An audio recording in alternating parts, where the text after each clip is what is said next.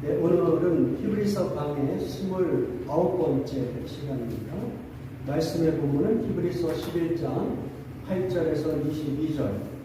설교의 제목은 믿음의 증인들 5번째, 아브라함 편 2번째입니다. 하나님께서 아브라함에게 2가지를 약속하셨습니다. 기억하십니까? 첫 번째는 땅을 주시겠다는 약속이었고요. 두 번째는 자손, 후손을 하늘의 별과 같이 땅의 바닷가의 모래와 같이 이렇게 수많은 후손들을 약속하셨습니다. 우리는 지난주에 땅의 약속에 관하여 배웠습니다. 아브라함과 이삭과 야곱은 약속의 땅이 가나안 땅에 살았지만 어떤 식으로 살았다고 했어요? 외국인과 나그네처럼 살았다. 그 이유가 무엇이었습니까? 하나님이 아브라함과 이삭과 야곱에게 주신 그 약속하신 유업은 가나안 땅이 아니라 궁극적으로는 예수 그리스도의 재림으로 오셔서 완성된 하나님의 나라였기 때문이다. 그 하나님의 나라를 그들이 분명하게 또 가까이서 확인할 수는 없었지만 하나님이 약속하셨으니까 그것을 멀리서 보듯이 그것을 바라보면서 또 그것을 환영하면서 죽는 순간까지 하나님의 나라를 사모하면서 살았다는 것이죠. 오늘 우리는 하나님께서 아브라함에게 약속하신 2번째 내용을 같이 살펴보길 원합니다. 그것은 후손에 관한 약속입니다. 자, 먼저 히브리서 11장 11절과 12절 같이 보도록 합니다. 믿음으로 사라 자신도 나이가 많아 단산하였으나 인내할 수 있는 힘을 얻었으니 이는 약속하신 일을 이루신 줄 알았습니다. 이러므로 죽은 자와 같은 한 사람으로 말미암아 하늘의 거다한 별과 또 해변의 근사한 모래와 같이 많은 것이 생겨나리로다. 11절에서는 누구의 믿음을 지금 설명하고 있어요? 사라의 믿음에 대해서 설명하고 있습니다. 그렇죠. 우리가 흔히 알고 있는 사라는 처음에는 하나님의 약속을 믿을 수가 없었어요. 그래서 그는 어떤 웃음을 띌 수밖에 없었어요. 그 웃음의 내용은 여러 가지 각도로 우리가 해석할 수 있는데 하나는 이게 말도 되지 않는다. 이런 차원의 웃음이라는 것. 또 한 가지는 하나님의 약속대로 그렇게 아기를 낳을 수 있다면이라는 어떤 기대감이 섞인 웃음일 수도 있는 것이죠. 그래서 결국은 이 사라를 통하여 나온 그 아기의 이름은 이삭이라고 이렇게 지어지잖아요. 이삭의 이름의 뜻은 바로 웃음이라는 뜻입니다. 이 웃음이라는 단어에는 여러 가지 뉘앙스가 섞여 있는 것입니다. 자, 이렇게 여러 가지 상황들을 경험하면서 결국은 아브라함이 100세 때, 사라는 90세 때 아기를 낳죠. 그리고 그 이름을 이삭이라고 이름을 지습니다. 그러니까 믿음이라는 것은 무엇이냐면 일종의 그 성장 과정을 밟아 나가는 것 같아요. 사라는 처음에는 하나님의 약속에 대하여 의심하고 어떤 기대감이 섞인 그런 반응을 보였어요. 그러나 결국에는 그가 시간이 지납니다. 시간이 지나서 그 시간이 뭐예요? 25년이라는 긴 시간이 지나서 이렇게 보니까 전혀 자기 눈으로 확인할 수 없었던 하나님의 약속이 자기 눈으로 입증되는 것을 경험하잖아요. 그게 믿음이라는 거예요. 눈에 보이지 않는 것들의 뭐예요? 증거라고 얘기합니다. 또 마음에 소원하는 것들의 객관적인 실체다. 그러니까 이 사라도 어떤 나도 아기가 있었으면 하는 그 소원이 같이 담겨 있는 건데 25년이 지나고 보니까 그를 실제적으로 경험하고 믿음이라는 것이 그런 겁니다. 그리고 아브라함도 결국은 죽은 자 같은 한 사람으로 표현해요. 12절에 죽은 자 같은 한 사람. 이게 뭐예요? 아브라함 100살이에요. 죽은 자와 같은 거죠. 무슨 생산 능력이 없는 거죠. 그러나 이제 이 로마서 4장에 보면 이 불가능한 것을 가능하게 만드시는 그 하나님을 아브라함이 믿었다고 이렇게 표현합니다. 그래서 아브라함, 사라는 믿음으로 결국은 눈에 보이지도 않고 또 그러나 마음에 소원하는 것들을 객관적으로 그 실체를 경험해요. 이삭을 낳게 되고 하나님의 어떤 신실하심을 다시 한번 경험합니다. 그래서 이 사람들의 믿음을 그렇게 표현하죠. 11절에 보면 이는 약속하신 이를 믿으신 줄을 알았습니다. 그 약속을 하신 이가 누구예요? 하나님이잖아요. 그 하나님이 어떤 분이라고요? faithful, 신실하신 분. 하나님이 한번 약속하셨으니까 그것을 히브리서 기자는 그 약속을 어떻게 해요? 맹세하셨으니까 이런 표현을 많이 쓰죠. 하나님이 스스로를 향하여 맹세하셔요. 하나님께서 언약하신 것은 그 이야기는 왜 반드시 이루어진다 약속하죠.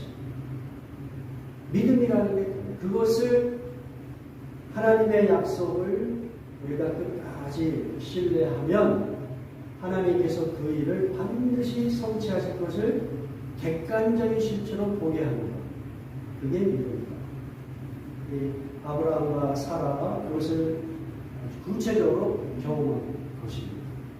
그리고 또한 믿음에는 하나님의 테스트가 있어요.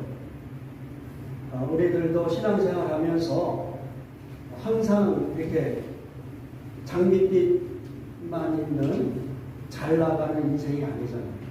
그런 면도 있지만 또한 깊은 수렁으로 떨어지는 실패의 경험도 하는 하나님을 잘 믿음에도 불구하고 그런 경험들이 있단 말이에요. 믿음은 이와 같이 하나님의 그 테스트에 그 과정이 있어요.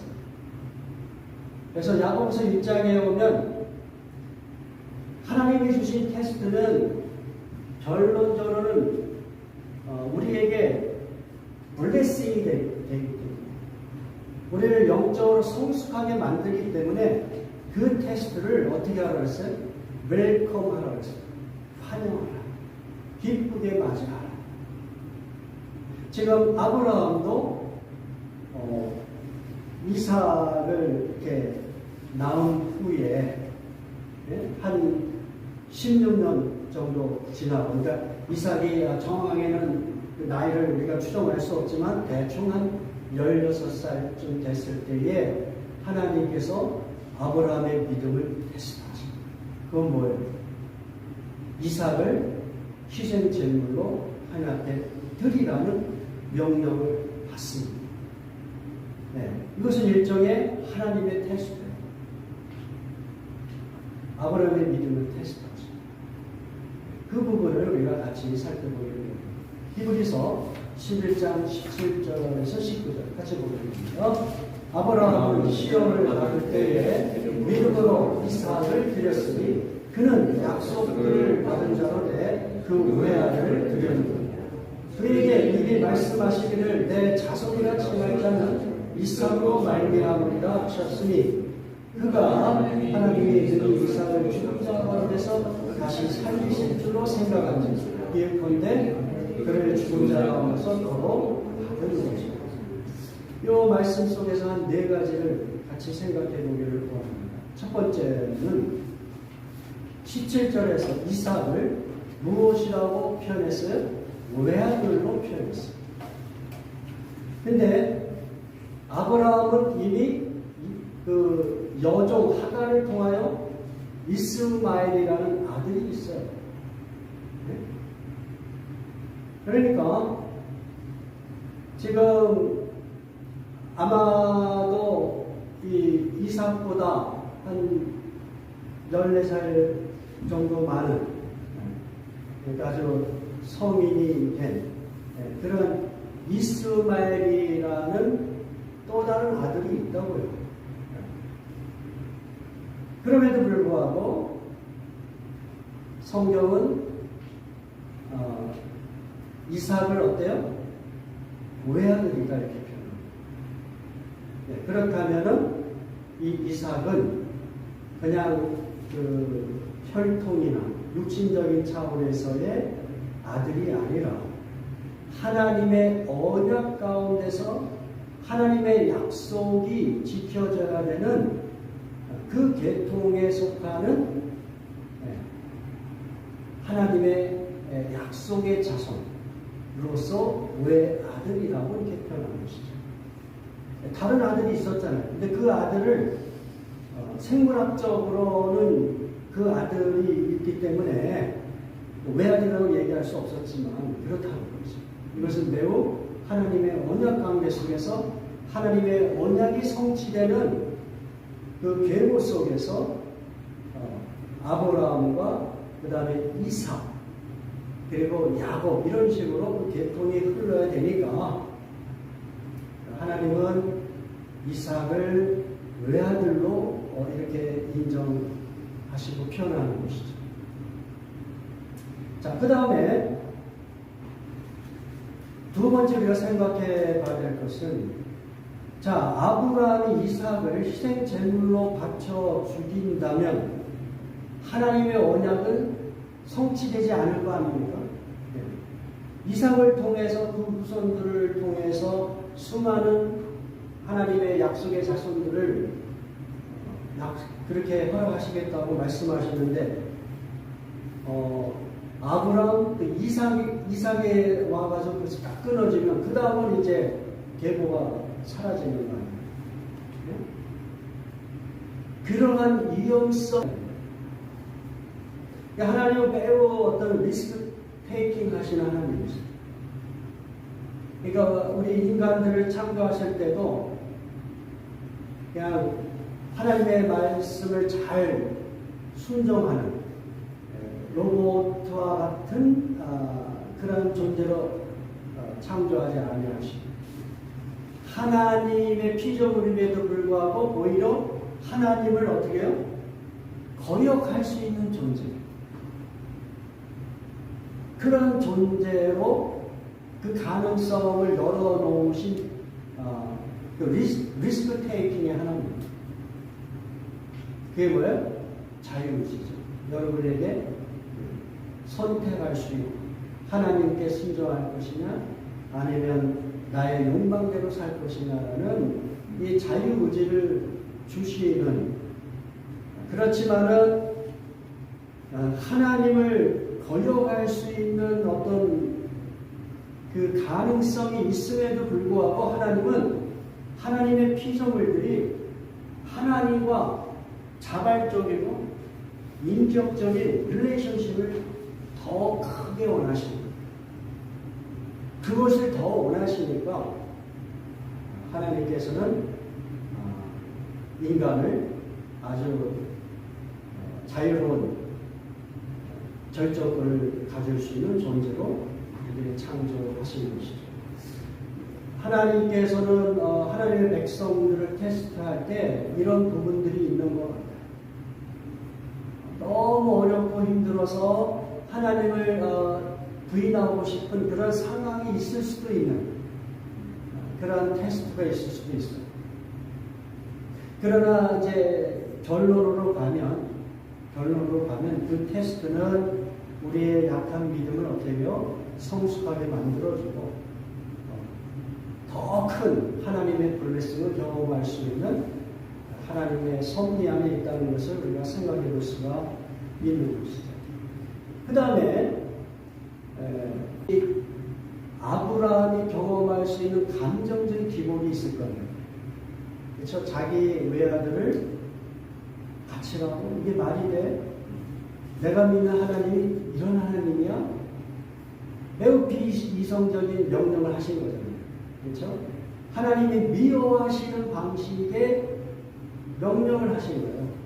이건 과연 하나님 뜻이 맞아? 우리는 수많은 질문을 하고 이 감정적인 기복이 있을 수가 있죠. 아, 이거 내가 하나님 잘못 믿는 것 같은데. 여러 가지 그런 것들이 있을 텐데, 창세기에서나 히브리서에서는 그러한 감정적인 기복에 대하여 아무런 묘사가 없어요. 아주 심플하게 표현해요. 아브라함은 시험을 받을 때 믿음으로 이삭을 드렸다. 아주 매우 심플해요. 그러니까 믿음이라고 하는 것은 우리의 이 감정적인 기복을 다 그냥 허용하는 거예요. 예를 들어서 아브라함 믿음이 커가지고 두려움도 없었고 하나님에 대한 의심도 없었다.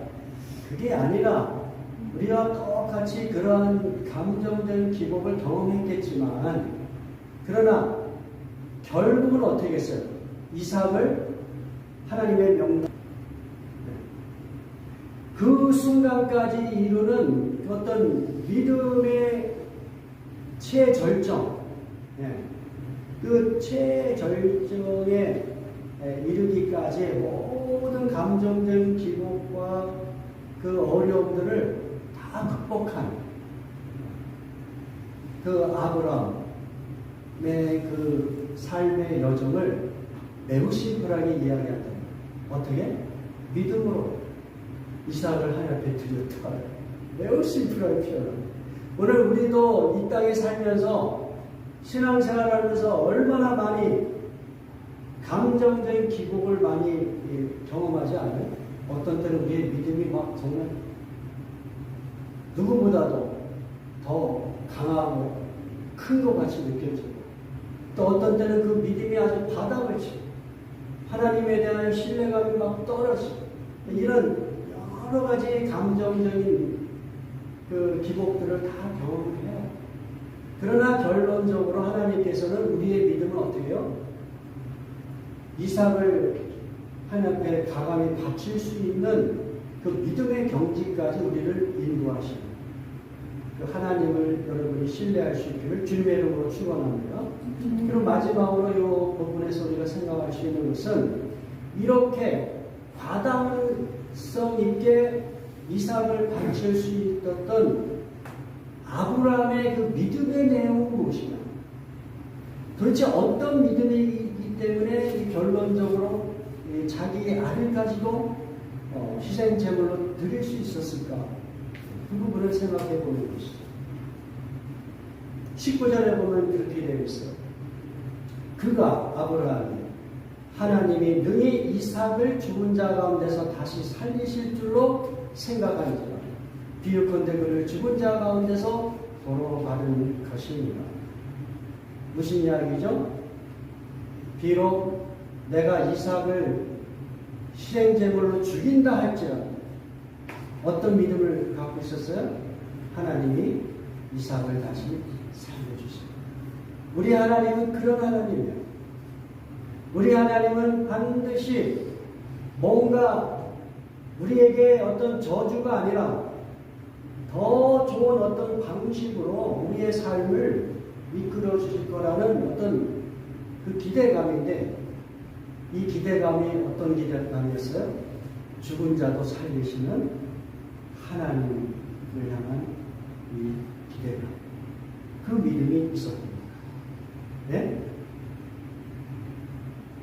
실제로 창세기 본문에 보면 이렇게 이 부분을 설명하고 있습니다. 봐요. 이 아브라함, 창세기 22장 5절에 이렇게 되어 있습니다. 이 아브라함이 종들에게 이르되 너희는 나귀와 함께 여기서 기다리라. 내가 아이와 함께 저기 가서 예배하고 우리가 너희에게로 돌아오리라. 네? 아브라함이 이삭을 데리고 이제 모리아산으로 올라가는데 무슨 아브라함이 무슨 이삭을 대신해서 죽일 양이나 염소를 준비한 게 아니란 말이에요. 이삭만 데리고 올라갔는데 그렇다는 얘기는 이삭을 죽일 수도 있다는 것이죠. 그런데 그 종들에게 그렇게 이야기하잖아요. 내가 이 아이와 함께 저기 가서 예배하고 우리가 너희에게로 우리가 돌아오고 바로 이 히브리서 기자가 평가한 것과 동일한 내용을 아브라함이 믿고 있었던 거예요. 이삭을 죽인다 할지라도 하나님은 그를 살리실 것이다. 그런 하나님, 우리에게 부활의 어떤 소망을 주시는 그 하나님을 아브라함이 믿고 있었던 것을 우리가 생각해 볼 수가 있는 것이죠. 여러분, 이렇게 보면 믿음이라고 하는 것은 죽음도 걸림돌이 되지 않는다는 것을 알 수가 있습니다. 믿음은 죽음 너머의 어떤 가능성을 보도록 우리를 인도해요. 아브라함이 이삭의 죽음 너머에 하나님의 어떤 블레싱을 생각한 것 같이 믿음이라는 것은 죽음 앞에서도 이 죽음이 끝이야 라는 생각을 갖는 것이 아니에요. 죽음 너머에 하나님께서 우리에게 블레싱이 있다. 이게 아주 중요하다고 생각합니다. 몇 주 전에 우리 교회 성도들도 알고 같이 운동도 하였던 손소 목사님이 소천하셨지 않았습니까? 이분이 7년 동안 병석에 누워 고생하시다가 그리고 지난 5월 7일 날 하나님의 부르심을 받으셨는데요. 그 병원에서 마지막 한 일주일 동안 있으면서 특별히 그 딸 신혜가 아빠의 병석에서 아빠의 돌아가시는 모습을 통하여 자기 인생에서 아주 귀한 선물을 받았다 이렇게 고백하는 그 내용을 들었습니다. 무슨 이야기냐면 신혜는 아빠가 그 마지막 그 일주일 동안 육신적인 고통은 있었지만 죽음을 두려워하지 않는 모습을 보여준 목사님. 그러면서 자기의 장례식 준비를 위하여 세세하게 언급을 하고 농담도 하면서 그리고 죽음을 오히려 어떤 환영하는 그러한 모습으로 돌아가셨다는 거예요. 그래서 이 신혜는 죽음을 막연히 두렵게 생각하고 있었는데 아빠가 그렇게 죽음 앞에서 당당하고 어떤 소망을 갖고 오히려 자기의 죽음을 장례식을 세세하게 준비시키고 그리고 돌아가신 그 어떤 경험을 통하여 자기도 죽음을 이제 두려워하지 않을 것 같다. 이런 고백을 하는 내용을 들었습니다. 제가 이제 장례 예배에 참석을 했는데 우리가 흔히 하듯이 넥타이를 검은색을 제가 차고 갔어요. 근데 그날 그 장례 예배에 예배를 인도하시는 목사님이나 그 앞에 나와서 간증하시는 여러 조사를 하시고 이런 분들이 전부 다 옷 색깔이 다 컬러풀하고 그리고 이 넥타이도 밝아요. 그래서 저기 아주 좀 당황을 했어요. 왜 그러지? 왜 저 사람들이 검은색을 안 차고 왔지? 이렇게 생각을 했는데 그때 사회 보시는 목사님이 설명을 하시더라고요. 손소 목사님이 돌아가실 때 내 장례식은 슬픔이 지배하는 곳이 아니라 내가 이제 하나님 나라에 들어가는 기쁨의 시간이니까 사람들이 기뻐했으면 좋겠다. 그리고 넥타이도 어때요? 이제 검은색이 아니라, 그리고 옷도 검은색이 아니고 밝은색. 이날은 내가 하나님 나라에 들어가는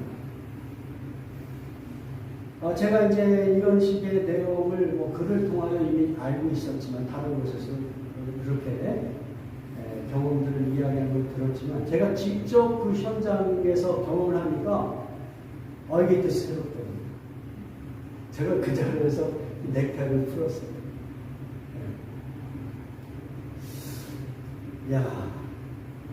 믿음이라는 것이 죽음 앞에서 육신적인 고통은 있어요. 목사님도 많이 아파하셨어요. 시름하시고 아파하셨지만은, 그러나 죽음 너머에 하나님이 약속하신 그 하나님 나라에 대한 소망이 그를 어떤 면에서 행복하게 그 마지막 순간이 왔습니다. 그리고 그 가족들 앞에서도 어떤 두려움에 막 떠는 모습이 아니라 오히려 그 나라를 사모하는 모습으로 이렇게 돌아가셨다는 것이죠. 믿음이라는 것이 이것을 가능하게 만듭니다. 성도가 맞이하는 죽음은 어떤 심판이 기다린 두렵고 떨리는 그런 죽음이 아니에요. 그 죽음은 오히려 어떻게 이 세상에서 여러분이 경험하지 못한 진정한 레스트, 진정한 피스를 경험할 수 있는 하나님의 나라로 입성하는 하나님의 은총의 시간이라는 것, 여러분이 기억할 수 있기를 주님의 이름으로 축원합니다.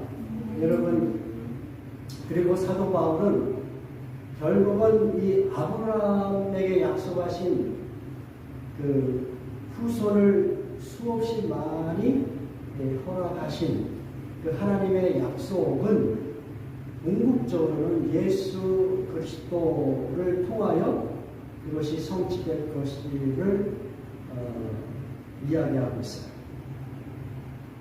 갈라디아서 3장 16절에 보면 이 약속들은 아브라함과 그 자손에게 말씀하신 것인데 여럿을 가리켜 그 자손들이라 하지 아니하고 오직 한 사람을 가리켜 네 자손이라 하였으니 곧 그리스도. 그러니까 이 언약의 입장에서 보면 아브라함과 그 후손들이 여러 자손들이 있겠지만, 그런데 이 후손으로 표현된, 영어식 표현으로 이야기하면 seed라고 표현된 이 단어는 항상 단수였어요. 복수가 아니에요. 단수예요. 아까도 이스마엘이 있지만 이삭만을 아브라함의 언약의 유일한 아들로 생각했던 것 같이.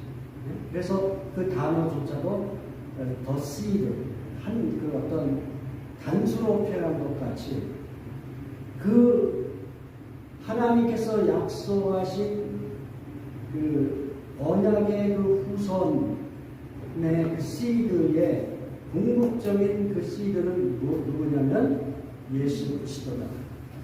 그리고 그 예수 그리스도를 믿는 자들은 모두 다 하나님의 자녀가 되어 하나님께서 약속하신 대로 수없이 많은 믿음의 자손들을 하나님께서 성취하실 것을 우리가 생각해 볼 수가 있습니다.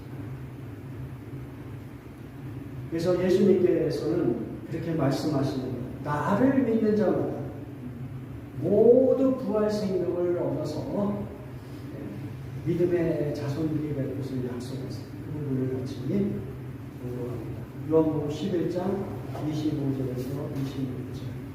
예수께서 이르시되 나는 부활이요 생명이니 나를 믿는 자는 죽어도 살겠고 무릇 살아서 나를 믿는 자는 영원히 죽지 아니하니 이것을 내가 그러니까 이 아브라함이 이삭을 희생 제물로 바칠 수 있었던 그 믿음의 그 근거가 무엇이라고 했어요? 죽을지라도, 이삭이 죽을지라도 하나님은 살리실 것이다. 어떤 이 부활 신앙이 있었잖아요. 바로 그 부활 신앙을 실제적으로 가능하게 하시는 분으로 예수 그리스도가 이 땅에 오셨고, 그래서 예수 그리스도를 믿는 자는 모두 다 이 부활 생명을 얻어서 하나님의 자녀가 되어 하나님의 나라에 입성할 수 있는 그러한 약속을 우리에게 허락하신 것입니다. 이제 말씀을 마무리하겠습니다. 히브리서 11장 20절에서 22절 같이 보면, 믿음으로 이삭은 장차 있을 일에 대하여 야곱과 에서에게 축복하였으며, 믿음으로 야곱은 죽을 때에 요셉의 각 아들에게 축복하고 그 지팡이 머리에 의지하여 동료하였습니다. 믿음으로 요셉은 임종시에 이스라엘 자손들이 떠날 것을 말하고 또 자기 편을 위하여 아브라함은 이삭에게 하나님이 주신 그 두 가지 약속을 기대하면서 축복을, 이삭은 야곱과 에서에게 동일한 내용으로 축복하고, 또 야곱은 요셉의 각 아들들에게 동일한 내용으로 축복을 해요. 네? 뭡니까? 아브라함의 그 하나님을 향한 믿음, 하나님이 주신 그 두 가지 약속에 대한 믿음이 그 자식들에게 어떻게 해요? 전수되는 것을 알 수가 있죠. 아들에게, 손자에게 이렇게 계속해서 전수가 됩니다. 하나님이 약속하신 그 두 가지 약속은 그들의 당대에 실현되지는 않았어요. 그럼에도 불구하고 그들은 하나님이 믿으시다, 약속하신 분은 반드시 그것을 성취하실 것이다라는 그 믿음으로 어때요? 자기 당대에 그것을 보지 못하였어도 자기 자녀에게 그것을 그대로 축복의 내용으로 전하셨죠. 그리고 그 아들은 또 그 아들에게 이런 식으로, 그래서 예수 그리스도까지 오는 거예요. 이러한 그 뭐랄까요, 자기 자손에게까지 이어지는 이런 믿음의 지속성, 이것이 우리 여러분의 각 가정이고 그대로 이렇게 실현될 수 있기를 주님의 이름으로 축원합니다. 여러분 당대의 신앙이 끝나는 것이 아니라 여러분의 자녀에게, 또 여러분의 자녀의 자녀에게 계속해서 일종의 하나님께서 약속하신 그 약속의 공동 수여자로서 믿음이 이렇게 계속해서 승계될 수 있기를 주님의 이름으로 축원합니다. 그래서 이 사람들은 죽는 순간까지도 그 약속에 의지하여 하나님을 경배하는 모습을 보이죠. 여기 보면은, 여기 보세요. 11절에 보면 야곱은 요셉의 각 아들에게 축복할 때 어떻게 했어요? 그 지팡이 머리에 의지하여 경배하였다. 지팡이라는 게 무엇이에요? 순례자들이 지참하는 아주 중요한 도구잖아요, 지팡이. 그렇죠? 다시 이야기하면 약속의 땅 가나안 땅에 살았음에도 불구하고 그 가나안 땅은 영원한 본향이 아니라 순례자요 나그네로 살아갈 수밖에 없는 임시 거처, 텐트와 같은 그런 임시적인 장소이고, 우리가 정말 소원하고 내가 죽은 다음에 영원히 거처할 수 있는 곳은 하나님이 약속하신 하나님의 나라, 그 나라라는 것을 그가 바라본 거예요. 그래서 지팡이 머리에 의지하여 경배합니다. 죽는 순간까지도 그런 하나님을 경배하면서 그렇게 마무리를 했어요. 요셉도 마찬가지예요.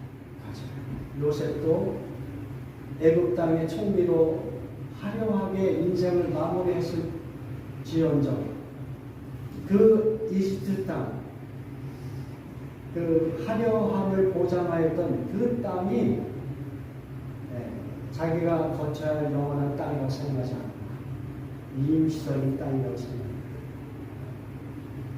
그래서 자기가 뼈는 잠시 동안 이집트에 이렇게 묻혀 있겠지만, 그러나 언젠가 하나님께서 약속하신 대로 이스라엘 자손들이 가나안 땅으로 다시 돌아갈 것을 그를 바라봐요.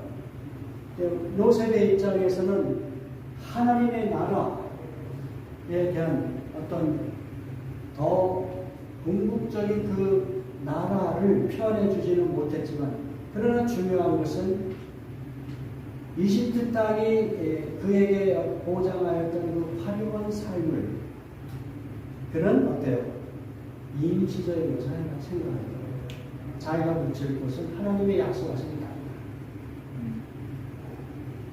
그런데 요셉은 자기가 생각한 것보다 더 좋은 하나님의 약속하신 영원한 본향, 하나님의 나라를 우리 하나님께서 또한 약속하셨다는 거죠. 네, 이제 마무리하겠습니다. 우리는 아브라함과 이삭과 야곱, 또 요셉에 이르는 하나님의 백성들의 그 믿음이 그들의 강대는 아주 클리어하게 확실한 방식으로 보여지지는 않았지만, 그들은 끝까지 하나님의 약속을 의심하지 않았다.